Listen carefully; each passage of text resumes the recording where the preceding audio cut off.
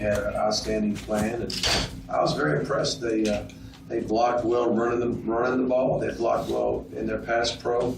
The quarterback was very deadly accurate. The ball was on the money. Guys were catching the ball.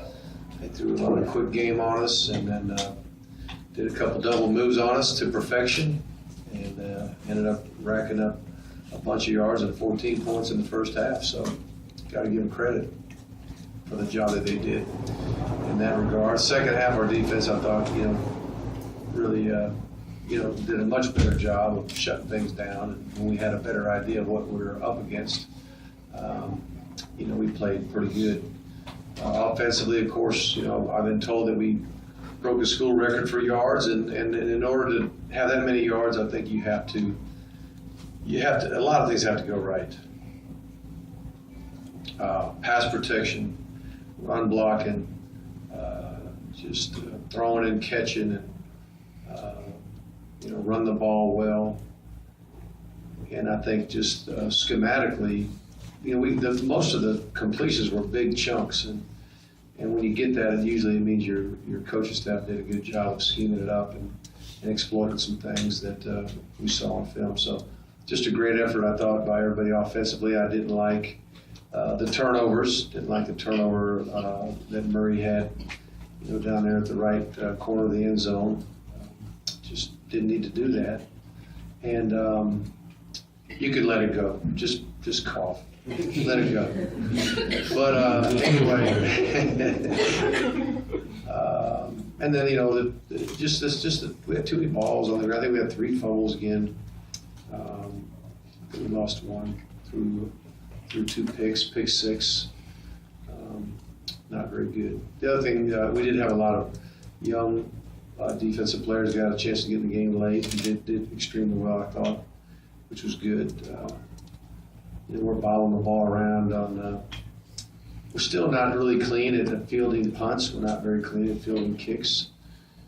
We still got some issues that we got to clean up. But overall, it was great to get to 3-0, and we're looking forward to playing Vanderbilt next week. How much did not having Jarvis back there affect your defense, especially early in the game? Well, I think first half they were 8 out of 12 on third down conversions. 8 out of 12. That's pretty strong. And so we got them to third down a good bit. We couldn't get off the field, and guys like Jarvis get you off the field. Obviously, we've seen that with him, and so I think it affected us. I don't think there's any doubt. I think if Jarvis played, I think we'd had more productive when it came to pressuring the passer, and probably, knowing Jarvis, he probably got a sack or 2 just because he's Jarvis. Did y'all know you weren't going to play him all week? Well, it was probably by about Thursday, we were pretty sure that he just wasn't coming around. And we weren't going to say he was out 100% by Thursday, but we had, had to start thinking about Plan B. And I think we ended up starting a couple true freshmen out there because, according to this, Washington's hamstring was bothering him, and he did play some, but he really didn't feel 100%. We were probably, taking a little risk with him being out there, but he felt good enough after pregame warm-up to get some reps. Mark, it's 3 straight games. I guess the defense hasn't been locked down the whole way. Had to make some halftime adjustments. Is it hard to get a read on the defense with everyone who's been out? Yeah, I think it is hard to get a read because of the, it's kind of a revolving door personnel-wise. It's not like we've had our, top 11 guys and never been any issues with injuries or suspension or anything like that. So it's hard to, I think it's still hard to gauge what we got. I think that Florida Atlantic I thought they did a really good job of scheming. I think they had a few new things that we hadn't repped. And anytime that happens, the defense, when you're not totally familiar with what's happening, there's a little bit of learning curve even throughout the ball, throughout the game. And I thought our coaches did a phenomenal job of recognizing what they're doing, getting a plan for what they're doing, and then really kept them off the board defensively the rest of the game, which was a good sign. But we got to be able to handle something new once in a while. And so, that'll come in time. Kind of what you envisioned when you signed Todd Gurley and Keith Marshall, both of them kind of contribute similar. Yeah, that was wonderful to have two true freshmen go over 100. Both had 10 carries, both had over 100 yards apiece. I don't know if that's ever happened. At Georgia anyway, two true freshmen getting over 100 yards in the same ballgame. 04. But did it happen in 04? Who was it? Anywhere. Okay, those two guys did it. But it was probably more, it's probably more what they envisioned, because they are good friends and they wanted to play together. They wanted to complement each other with their abilities, and I know they're good friends, roommates. I think that they're probably thinking their plan's going pretty good so far. I'm glad. Mark, I know we'd like to have that last pass back, but you talk about Aaron and he had a record-breaking night too. Yeah, for him, it was at his career high yards. I believe so. Yeah, and again, they were big chunks there. I think he threw only 19 passes and had 300 some yards, whatever it was, and a couple touchdowns. And really, he was about that close to having 5 touchdown passes. 2 of them, like he threw the fade over there to, I think, TK down on the 1. No, that was not TK. That was might have been Chris Conley. And then he threw the little slam go to TK that ended up getting down very close to the 1. And then, of course, the interception. I suppose if he had thrown it to our guy, it could have been a touchdown. That could have been 5. But anyway, he was sharp. He was sharp from the beginning. And there was maybe one time we had a pressure, and one time we unfortunately had a holding call when Artie Lynch caught that ball down the middle, or Artie might have had 100 yards receiving as well. What are your thoughts on your ability to drive the second half team and kind of turn it up when it counts? Well, so far so good. We know we didn't do that very well last year, especially the last 2 games. And you want it to become a habit. You want to become a belief that you can do that. That's a good sign. It's a good sign. I hope we continue to do that. I guess as a follow-up to that, were you worried at all about maybe staying relevant late in the second quarter? Well, I was concerned. Yeah, they were legitimately taking that ball and moving it right down the field.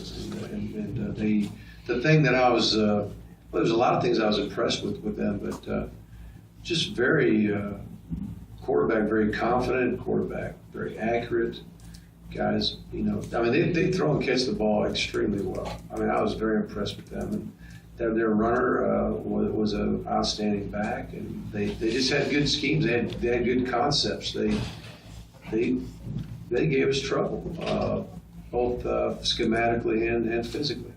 What were your thoughts on Bassett and how excited was he to get on the field? I'm sure he was happy to play. I know he had one pressure for sure, one quarterback pressure. It looked like he was getting held before he broke free and got a piece of the quarterback, but I'm sure he was happy to play as well as Sanders. Talk a little bit about Michael Bennett. He seems to be the fastest receiver out there. He jumped behind him, but he led with receptions and yards. Well, I don't know why you would say he's not the fastest, but because he actually has pretty good game speed, and he jumps pretty high, and he's strong. He's an outstanding athlete. He's one of our better athletes we have, and he's a ball player. He's very tough, physical. He loves the physical nature of the game. He plays on at least 1, maybe 2 special teams, and he's on there because he's tough and he's going to get the job done. So I really like what Michael's done. Going on to that, how would you say the full wide receiver position has evolved, giving Murray so many targets to throw to? Well, it's been great. Game 1, TK had over 100. Marlon, game 2, had over 100. And then Michael had over 100 a day. And we do have a lot of versatility, a lot of diversity. There is no one guy, which is great. There's no one guy. And that's great because when people look at film defensively, they definitely are trying to find, they're going to see who's the most productive guys and find a way to try to shut them down. And for them to look at our receiving core, they're going to say, we just got to play as balanced as we can, in my opinion. And because the scheme we have, that we don't have a lot of what I call him routes. We throw it to him no matter what. We don't do that. We drop back and we'll throw it to. We have a progression of reads, and Murray is outstanding at knowing how to handle pressure. And I'm talking about blitzes and throwing to hot routes and all that kind of stuff. And if it's some type of a zone or man coverage that we don't have to throw hot, then he's outstanding at progressing to the right guy. And because of that, really anybody can catch the ball just about any route we have. So you just gotta defend the whole field. Mark, you went with a left tackle for a lot of the game, and I know that outside is absolutely going down a little bit too. But just talk about Mark Mears progressing. Right. You know what, Mark? We had him at guard early on, and then somewhere along the way, we just said, I think we took Hunter Long and not Hunter, but Austin Long and him, and we flipped them, moved Hunter inside, Austin inside, and then moved him outside, and he seemed to handle it pretty good on the edge. And he the first thing you got to look at is, can the guy pass protect? If the guy's athletic enough to pass protect, then you got a chance to play tackle. So I didn't watch the film, but I didn't watch Murray getting knocked around a lot. So when he came in, he did well. I guess we moved Gates inside. Moved Gates inside because of Dallas Lee sprained his ankle. Is he going to be, what's his plan? I don't know. We just don't know if an ankle sprain. I don't know. Sometimes if guys have a history of spraining an ankle, it hurts real bad and then it just recovers pretty fast. If it's the first sprained ankle of your career, sometimes they last longer.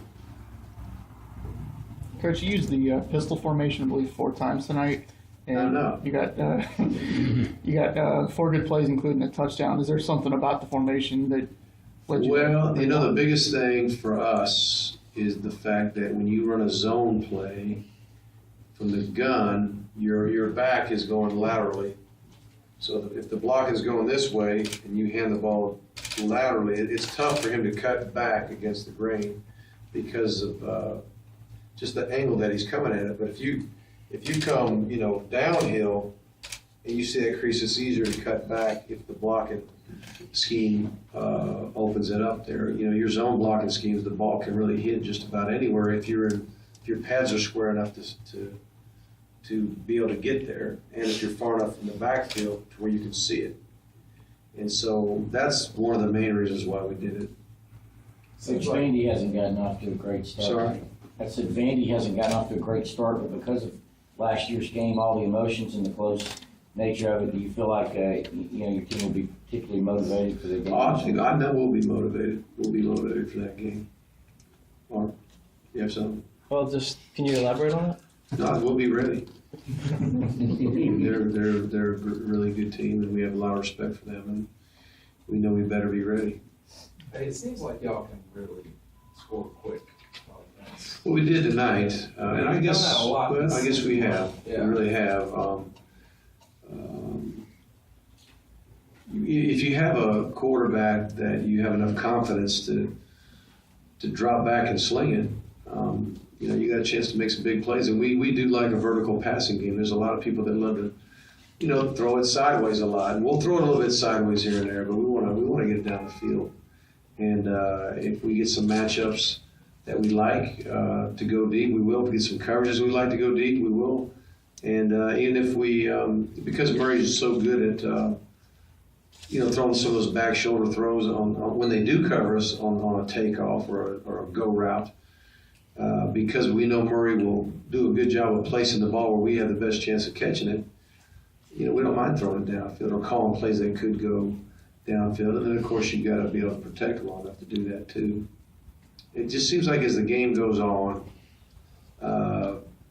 I think defensive personnel, I think if both sides of the ball are beginning to fatigue a little bit, it tends to help your pass protection.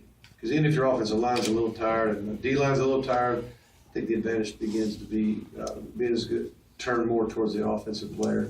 Then when you get a really fresh bunch and they're coming hard and they're coming off the edge, and sometimes if you watch us, and I watch a lot of games, you might see a sack or two early on, and then as the game wears on, not as many. Because I think the defensive players get a little tired sometimes. Coach, you mentioned earlier this week you want to give Malcolm Mitchell a look or two on offense. You did that, and that came up a big Right, we got him a shot. I think we had a post route on the backside of a route, and that's another example of that play was designed. Really, it's designed to be a flood route into the weak side of the coverage. But if they got they play what we call quarters coverage. If that safety gets a little nosy on a crossing route, then you got a post to go over the top, and it just takes a veteran quarterback to see that, and then it was a very good throw. I thought, and Malcolm, I mean he was flying through there. He was excited to get a chance to play a little offense. I know it's fun for him. Any chance Rambo and Over could get back next week? I don't know. We'll talk about that maybe next week sometime. One more question? Aaron had been kind of struggling with the deep ball in the first couple of games, but he was pretty dead on. Well, he missed some deep balls, but he hit some deep balls. He wasn't deadly accurate on every time we had somebody open deep. You're right about that. He missed at least a couple that he could have hit, and he would say he should have hit. But we kept going deep, and we still hit some deep balls. It wasn't like we missed everyone we threw, but he did miss a couple early. Okay, good.